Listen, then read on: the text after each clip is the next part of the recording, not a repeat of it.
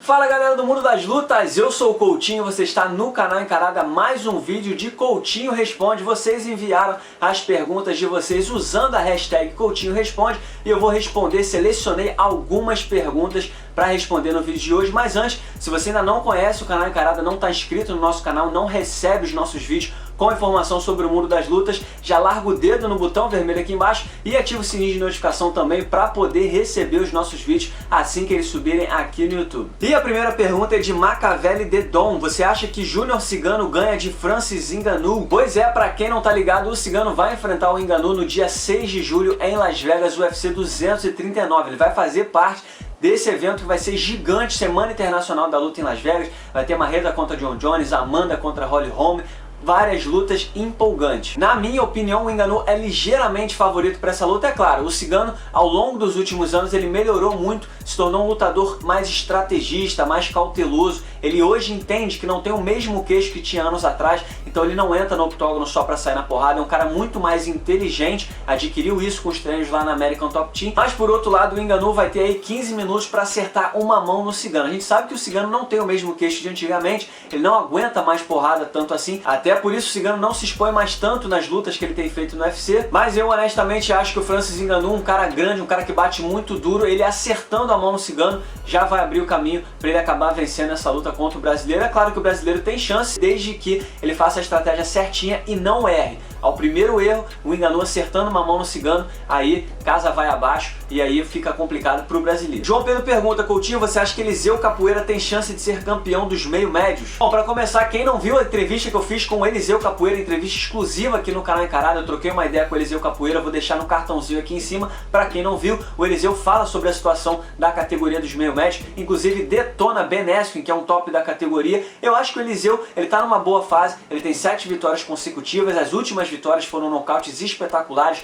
com bônus da noite de performance e tudo mais. Agora, ele precisa enfrentar um top 10, um top 5, ele precisa subir na categoria dos meio médios. Hoje é difícil dizer se ele tem condição de ser campeão, porque ele ainda não enfrentou um top 5, ainda não enfrentou um cara da elite da categoria dos meio médios. Ele está se apresentando bem contra lutadores um pouco mais de baixo, mas já está na hora dele enfrentar um top 5, inclusive é isso que ele quer, e aí ele enfrentando um top 5, mandando bem, a gente vai poder dizer com mais clareza se ele pode ou não se tornar um campeão. Coutinho, Daniel Cormier ganha do Francis Ngannou na possível vingança pelo seu amigo Cain Velasquez? Pois agora o Francis Ngannou tem defesa de quedas e trocar soco com o Ngannou é perigosíssimo. Bom, pro Daniel Cormier e o Francis Ngannou se enfrentarem no octógono do UFC, muita coisa tem que acontecer. O Daniel Cormier tá na iminência aí de ser confirmado contra o Brock Lesnar. A gente sabe também que o Francis Ngannou, como eu falei, vai enfrentar o Júnior Cigano, ele tem que passar pelo brasileiro, pra aí sim a gente poder pensar nesse confronto, sabendo também que nesse meio de campo ainda tem o John Jones, que a qualquer momento pode subir de peso e enfrentar o Daniel Cormier. Enfim, caso um dia essa luta aconteça entre Daniel Cormier e Francis Ngannou, eu honestamente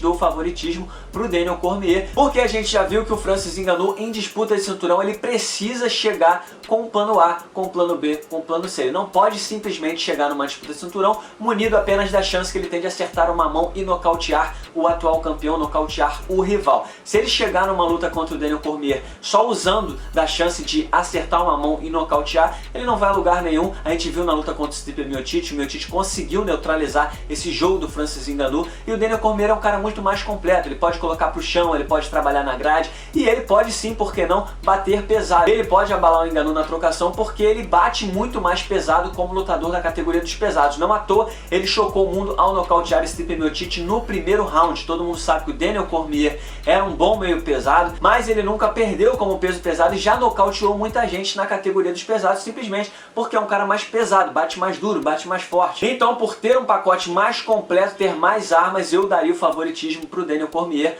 contra o Francis Ngannou. Coutinho, você acha que o Ferguson voltando, temos chances de ver Tony Ferguson versus Max Holloway na categoria dos leves? Honestamente, eu não vejo essa luta acontecendo por agora, pelo simples fato de que o Max Holloway lutou e perdeu contra o Dustin Poirier numa disputa de cinturão. Então, o Max Holloway, que é o atual campeão peso-pena, não tem por que ele fazer mais uma luta na categoria dos leves sem que valha um cinturão, sem que tenha um valor especial. Só fazer super luta por fazer não faz nenhum sentido. Ele não pode estacionar a categoria dos penas e ficar se divertindo na categoria dos leves. Então por isso o meu palpite é de que o Max Holloway, depois da derrota contra o Dustin Poirier, vai voltar a defender o cinturão da categoria dos penas, e aí vencendo, quem sabe fazendo uma ou duas lutas, em 2020 ele pode acabar voltando para a categoria dos leves, a não ser que ele decida de uma vez por todas se tornar um lutador peso leve.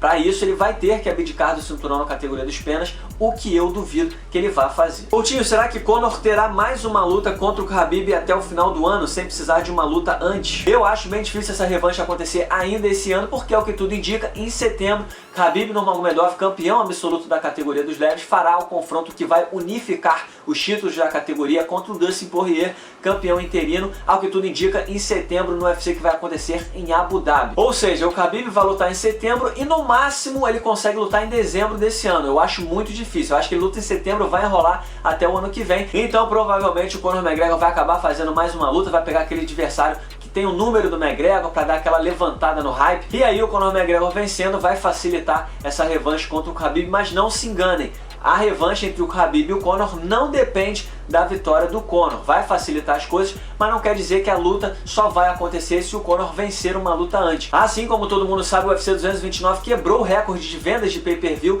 Isso é muito interessante para o UFC, gera muito dinheiro, essa rivalidade gera muito lucro e vai vender muito mais pay-per-view no reencontro. Se a primeira luta vendeu muito, na revanche podem ter certeza que vai vender muito mais. Então pode anotar aí que Conor McGregor e Khabib Nurmagomedov em algum momento de suas carreiras vão se encontrar de novo dentro do octógono do UFC. Pode não ser por agora, pode ser em 2020, mas eu acredito muito que essa luta vai acontecer mais uma vez. Coutinho, quem você acha que deve ser o próximo adversário do Tony Ferguson? Ou ele deveria subir para os meio médios por ele ter uma altura aceitável para a categoria? Se o Tony Ferguson sentasse hoje para decidir o seu futuro com o UFC, sentasse hoje com o careca do Dana White, com os matchmakers, e definisse hoje qual seria o seu futuro, eu daria Justin Gaethje para o Tony Ferguson. Eu acho que é uma luta que faz muito sentido e promoveria aí de forma indiscutível o próximo desafiante da categoria dos leves. É claro que no meio dessa história tem o Conor McGregor, que a qualquer momento pode voltar e ir direto para uma chance pelo cinturão. Isso pode acontecer, mas eu acho que hoje, enquanto a gente não tem nem sinal de retorno do Conor McGregor,